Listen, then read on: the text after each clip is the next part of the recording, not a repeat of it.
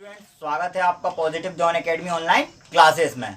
हम आज फिजिक्स की क्लास देखेंगे। हमने पिछली क्लास थी जो हमारी फिजिक्स की, उसमें हमने पढ़ा था न्यूटन के गति के नियम, न्यूटन लॉ ऑफ मोशन। हमने तीनों नियमों को पढ़ लिया था, बहुत अच्छे से समझ लिया था, उनके उदाहरण देख लिए थे। पेपर में उनके उदाहरण ज़्यादा पूछे जाते हैं। आज हम पढ़ेंगे बल, कि बल क्या होता है, बल की परिभाषा क्या है, बल कितने प्रकार का होता है।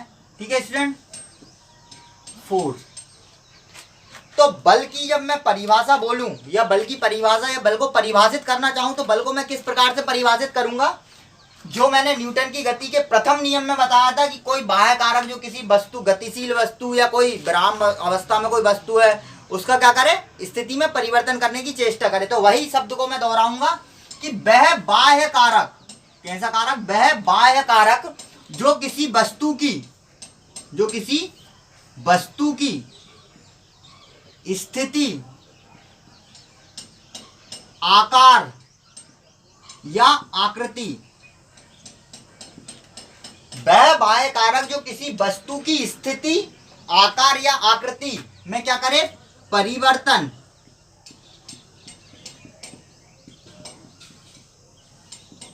करे या परिवर्तन करने का क्या करे,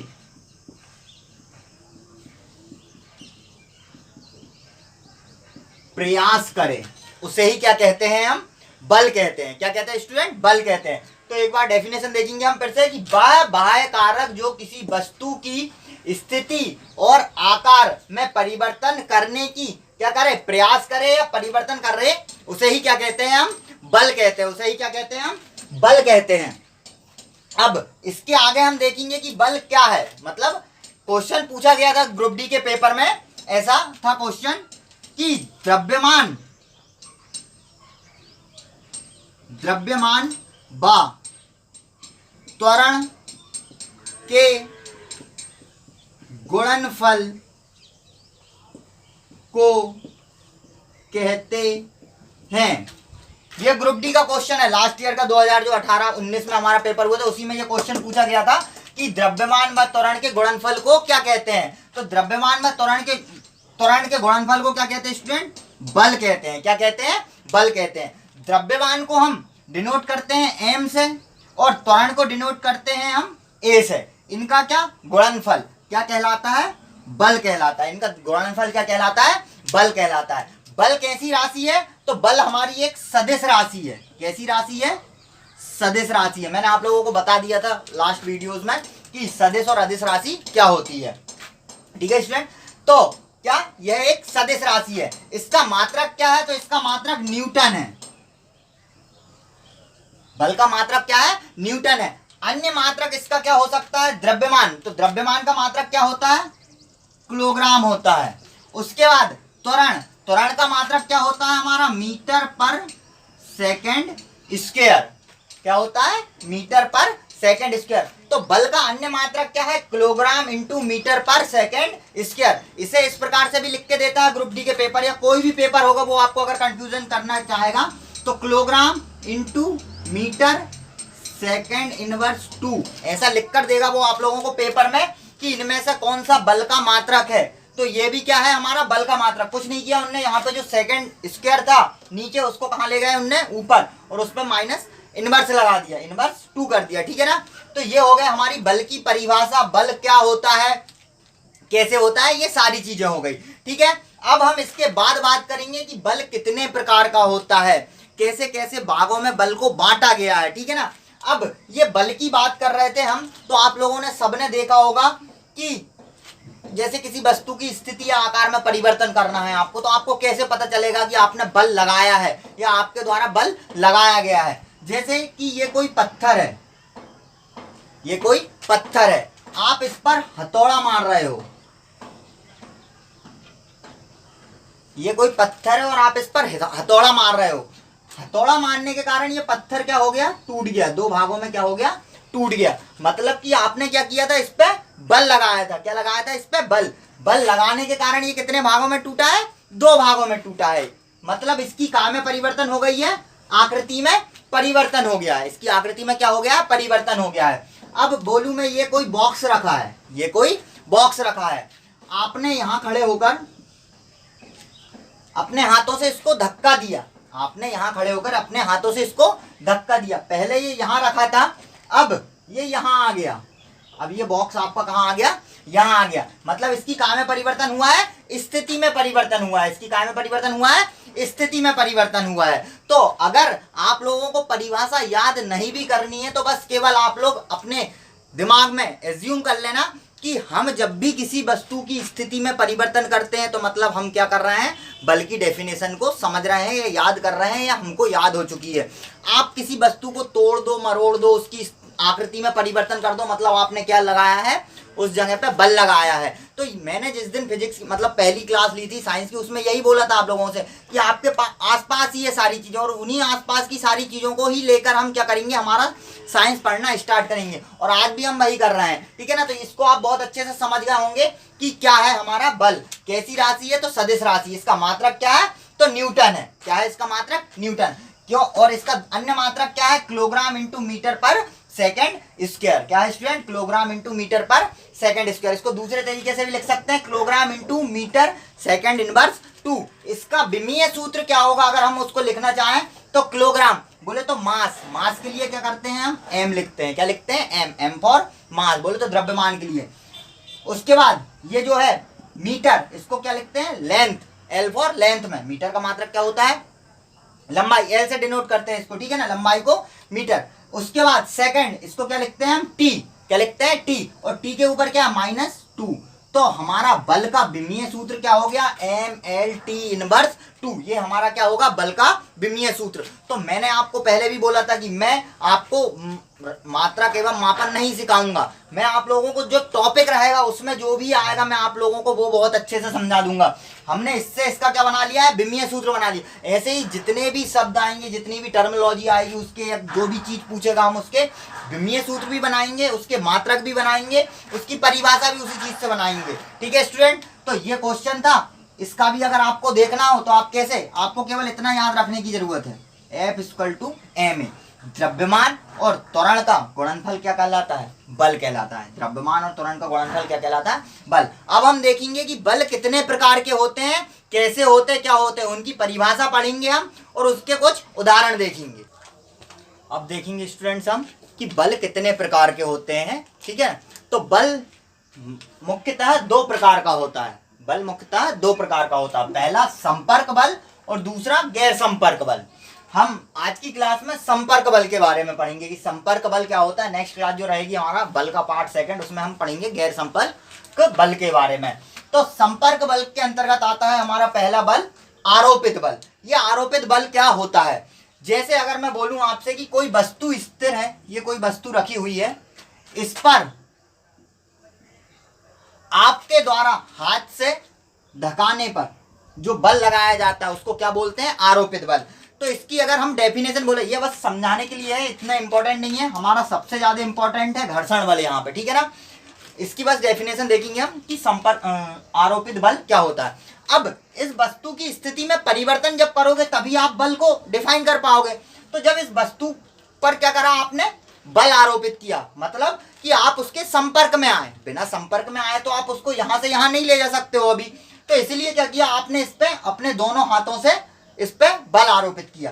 तो इसकी स्थिति में क्या हो गया, परिवर्तन हो गया, और ये यहां से ए बिंदु पर थी, अब किस बिंदु पर आ गई है, बी बिंदु पर आ गई है। तो आपके द्वारा किसी वस्तु पर, किसी व्यक्ति या किसी वस्तु द्वारा किसी अन्य व्यक्ति या किसी अन्य वस्तु पर आरोपित किया जाने वाला बल क्या कहलाता है, आरोपित बल कहलाता है। ये हो गई हमारे आरोपित बल की डेफिनेशन, ठीक है ना। डेफिनेशन इसकी जरूरी है और कोई चीज जरूरी नहीं है इसमें, क्या है कैसे है। उसके बाद आता है लंबवत बल, कि लंबवत बल क्या होता है। तो किसी स्थिर वस्तु द्वारा, किसी स्थिर वस्तु द्वारा किसी अन्य वस्तु पर लगाया जाने वाला लंबवत बल क्या कहलाता है, लगाया जाने वाला लंबवत बल क्या कहलाता है, लंबवत बल कहलाता है। अब कैसे लगाया जाने वाला लंबवत बल, जैसे कि आप हो, आपने ये दोनों हाथ पर कोई लोहे का पाइप पकड़ा हुआ है, और ये जो लंबवत 90 डिग्री पर आप उस पर बल लगा रहे हो, मतलब वस्तु ये थी आपकी और इस पे जो बल लगा रहे हो आप, जिससे इसमें क्या हो रही है, संतुलन प्राप्त हो रहा है, जिससे इस वस्तु को क्या प्राप्त हो रहा है, संतुलन प्राप्त होता है। तो क्या किसी स्थिर वस्तु द्वारा, व्यक्ति स्थिर है, किसी स्थिर वस्तु द्वारा किसी अन्य वस्तु पर लगाया जाने वाला लंबवत बल जो उसे क्या करे, संतुलन प्रदान करे, लंबवत बल कहलाता है। इसके बाद देखेंगे हम तनाव बल।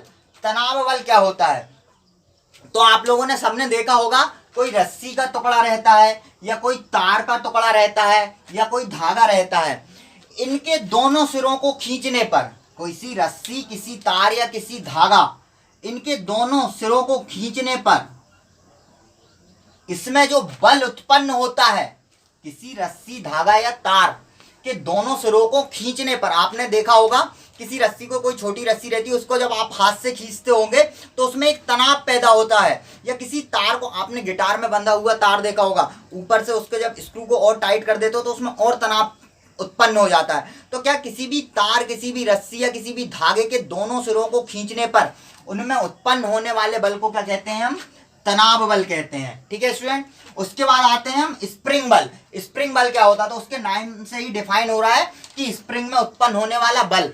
तो किसी भी संपीड़ित स्प्रिंग, मतलब कि दबी हुई स्प्रिंग, या किसी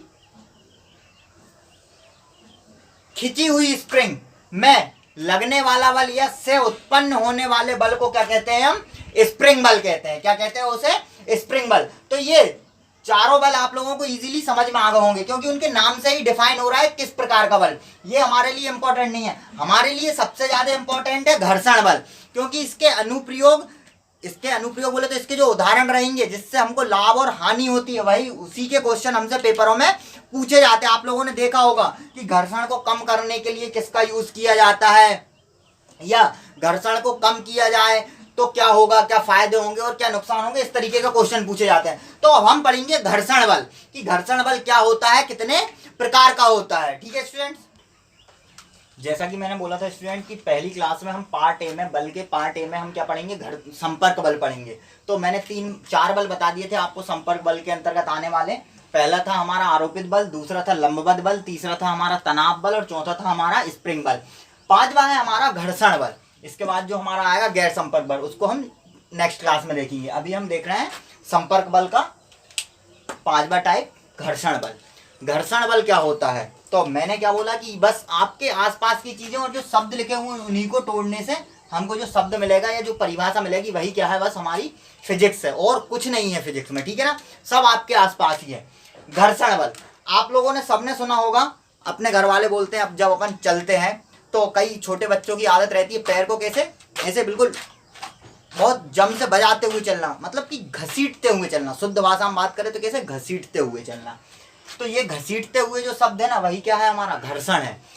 तो क्या कर रहा है वो व्यक्ति, एक उसकी चप्पल थी या जूता था, उसको दूसरी सतह पर, एक जूते या चप्पल की सतह, दूसरी ये पृथ्वी की सतह या रोड की सतह, इस पे क्या कर रहा है, घसीटते हुए चल रहा है, मतलब कि घर्षित कर रहा है उसको। क्या कर रहा है, घर्षित कर रहा है। तो यही क्या है, हमारा घर्षण बल है। अब फिजिक्स की भाषा में बात करते हैं इसकी परिभाषा की, कि दो सतहों के मध्य लगने वाला बल क्या कहलाता है, घर्षण बल कहलाता है। ये घर्षण बल क्या करता है, तो किसी गतिमान वस्तु की गति में या किसी गतिमान वस्तु की गति का क्या करता है, विरोध करता है, या उसकी गति को क्या कर देता है, कम कर देता है। क्या करता है, किसी गतिमान वस्तु की गति का विरोध करता है या उसकी गति को क्या करता है, कम करता है। ठीक है ना, यही क्या है, हमारा घर्षण बल है। घर्षण बल 3 प्रकार के होते हैं, स्थैतिक घर्षण बल, सर्पी घर्षण बल और लोटनिक घर्षण बल। अब वापस से इसके शब्द को तोड़ेंगे हम और उसी से हम परिभाषा देंगे इसकी, क्या होता है, कैसे होता है, इसको समझेंगे। तो ये लिखा हुआ है स्थैतिक घर्षण बल। कैसा, स्थैतिक, मतलब कि दो सतहों की स्थिति, दो सतहों की, ये एक सतह हुई आपकी और ये एक दूसरी सतह हुई, जैसे ये टेबल हो गया, ये दूसरी सतह हुई, इन दोनों की सतहों के मध्य लगने वाला बल क्या है, स्थैतिक घर्षण बल है। मतलब कि ऐसा घर्षण बल जो उनकी स्थिति में क्या ना होने, परिवर्तन ना होने दे। कैसा बल है, स्थैतिक घर्षण बल है। घर्षण बल में जो सबसे अधिक मान होता है किसी घर्षण बल का, वो होता है स्थैतिक घर्षण बल का मान। मतलब कि वस्तु स्थिति रहेगी, उनकी स्थिति में कोई परिवर्तन नहीं होगा। जैसे कि इस प्रकार के खांचे बना दूं मैं यहां पे, ये कैसी है, जिगजैग टाइप की सतह है, और इसमें भी ऐसे कुछ खांचे टाइप के बने हुए हैं।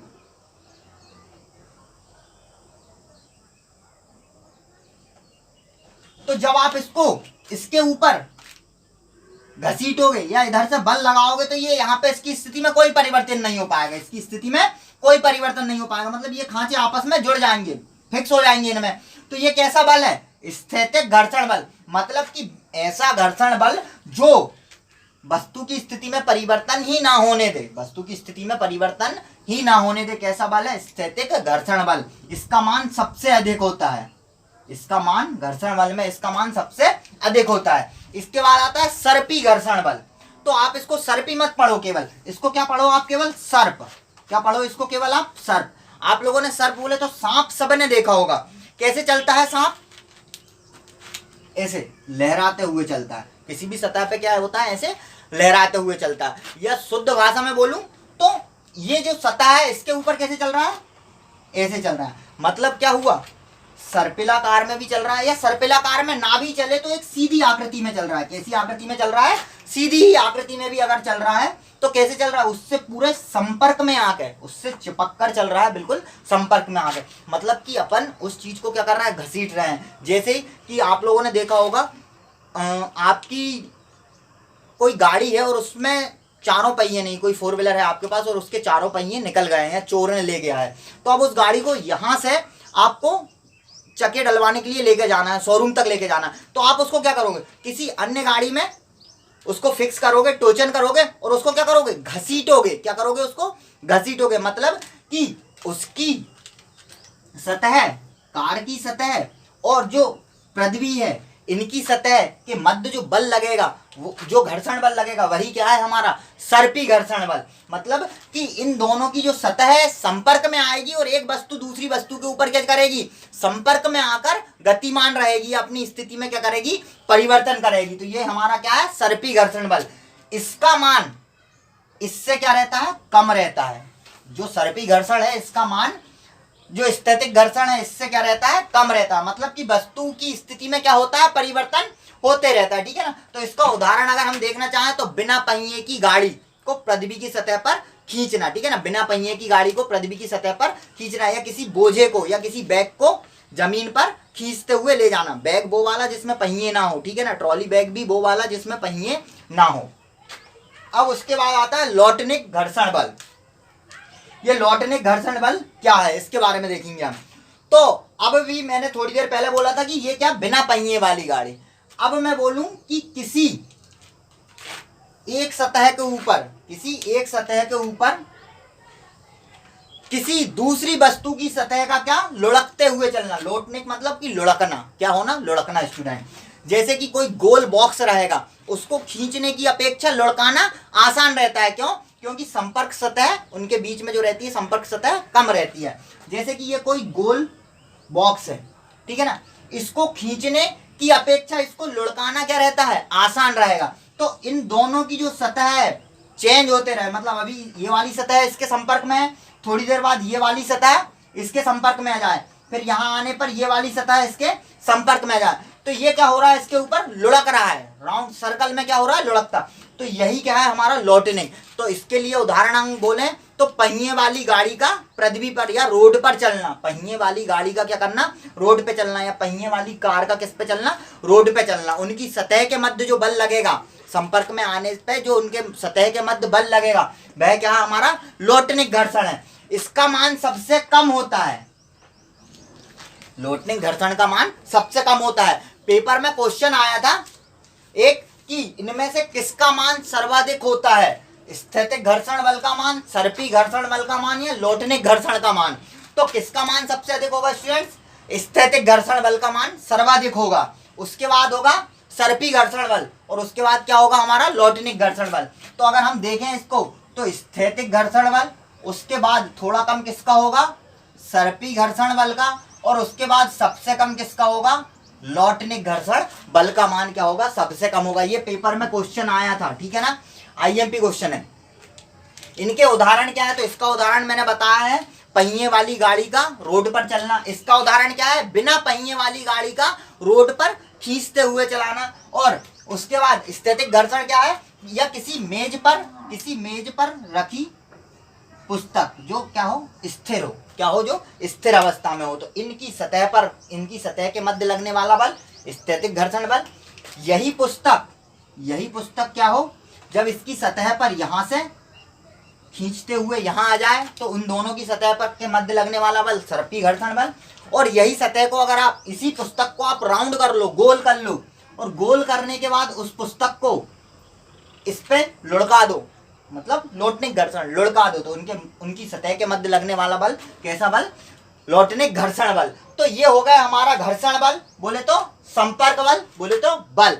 तो बल के अंतर्गत हमने देखा बल की परिभाषा, फिर उसके बाद देखे ये कितने प्रकार के होते हैं, तो 2 प्रकार के, पहला संपर्क बल, दूसरा गैर संपर्क बल। संपर्क बल के अंतर्गत हमने 5 देखे। पहला था हमारा आरोपित बल, दूसरा था हमारा लंबवत बल, तीसरा था हमारा तनाव बल, और चौथा था हमारा स्प्रिंग बल। 5वां बल देखा हमने घर्षण बल। घर्षण बल को पुनः 3 भागों में बांटा गया है, स्थैतिक, सर्पी और लोटनिक। इनके उदाहरण देखे हमने। अब हमारी जो नेक्स्ट क्लास रहेगी वो रहेगी हमारी गैर संपर्क बल की, जिसके अंतर्गत पढ़ेंगे हम गुरुत्वाकर्षण बल, गुरुत्वीय बल, गुरुत्वीय त्वरण, ये सारी चीजें हम बहुत अच्छे से पढ़ेंगे। अपकेंद्रीय बल, अभिकेंद्रीय बल, ये सारे के सारे बल हम किसके अंतर्गत पढ़ेंगे, गैर संपर्क बल, क्योंकि ये बिना संपर्क में आए हुए, सतहों के बिना संपर्क में आए हुए लगने वाले बल है। जैसे गुरुत्वाकर्षण बल, कोई भी सतह इनके संपर्क में नहीं आती है, पर क्या इस बल का अनुभव होता है। कल हम इसको बहुत अच्छे से नेक्स्ट क्लास में जो रहेगी हमारी, उसमें बहुत अच्छे से पढ़ेंगे। तो आप लोगों को कैसी लग रही है हमारी क्लास फिजिक्स की? अगर आप लोगों को अच्छी लगती है तो वीडियो को ज़्यादा से ज़्यादा लाइक किया करो स्टूडेंट, वीडियो को ज़्यादा से ज़्यादा शेयर किया करो। आपके दोस्त यार मित्र बंधु बांधव जो भी पढ़ते हो, अभी लॉकडाउन में भी पढ़ रहे हो, तो उनको अभी नहीं तो बाद में पूरा भरोसा है मेरे को कि जिस तरीके से मैं पढ़ा रहा हूँ, ये सारा का सारा एनसीईआरटी बुक्स का पूरा निचोड़ पढ़ा रहा हूँ आप लोगों को, क्योंकि आजकल पेपर ने पूछना बंद कर दिया है। लूसेंट, स्पीडी के क्वेश्चन आप लोग ग्रुप डी का पेपर उठाकर देख लेना। जो भी सीरियसली तैयारी कर रहा है उनसे मेरा एक हाथ जोड़कर निवेदन है कि आप प्लीज़ 2018 में जो ग्रुप डी का पेपर हुआ था उस पेपर को उठाकर देखो। आप उसमें देखो कि फिजिक्स के क्वेश्चन किस लेवल तक लेकर गया है उसने, तो हमको उस लेवल तक ही पढ़ना है। मैंने न्यूमेरिकल क्यों करवाए थे, जो हमारी पिछली क्लास थी, मतलब 4th या 5th क्लास थी जो हमारी, उसमें मैंने आप लोगों को न्यूमेरिकल करवाए थे गति के समीकरण पे। अगर आप में से कुछ सीरियस स्टूडेंट होंगे तो उनने ग्रुप डी का पेपर डाउनलोड करके देखे होंगे कि हाँ सर आए थे न्यूमेरिकल, और उसी तरीके के न्यूमेरिकल आए थे जो मैंने आप लोगों को बताए थे क्लास में। उसके ही मैंने आप लोगों को होमवर्क भी दिए थे, कुछ लोगों ने उनके कमेंट्स भी किए थे। तो बी सीरियस स्टूडेंट, ठीक है ना। अगर आप मेहनत करोगे तो बहुत जल्दी अच्छा करोगे, और ऐसा नहीं है कि पेपर नहीं होंगे लॉकडाउन के कारण या कोई नई वैकेंसी नहीं आएगी। जो हमारी पुरानी वैकेंसी है हमको तो उस पर ही ध्यान देना। नए फॉर्म आए नहीं आए, नई वैकेंसी आए, हमको उससे मतलब नहीं। अभी हम लोगों ने 2 फॉर्म भरे, एक एनटीपीसी का और एक ग्रुप डी का, तो क्यों ना हम इनके ही लिए मेहनत कर लें, और इतनी मेहनत कर लें इस लॉकडाउन में, क्योंकि हमको ना अभी शादी में जाना है किसी की, ना किसी की बर्थडे पार्टी में जाना है, मतलब कहीं आने जाने का रोल ही खत्म है। तो अपने घर पे ही थोड़ा बहुत टाइम पास करें, लॉकडाउन में घर रहें, और फिर ज़्यादा से ज़्यादा पढ़ें इसको, क्योंकि मैं बहुत ईजी लैंग्वेज में पढ़ा रहा हूँ। अगर नहीं पढ़ा रहा हूँ ईजी लैंग्वेज में तो आप इसके लिए कमेंट भी कर सकते हो कि नहीं सर आपकी लैंग्वेज हमको कठिन लग रही है, आप जो चीज़ें बताते हो वो बहुत फास्ट बता रहे हो। जो भी आपको जैसा भी लगे आप कमेंट्स जरूर करना, ठीक है स्टूडेंट। तो आज के लिए thank you. Subscribe now and press the bell icon.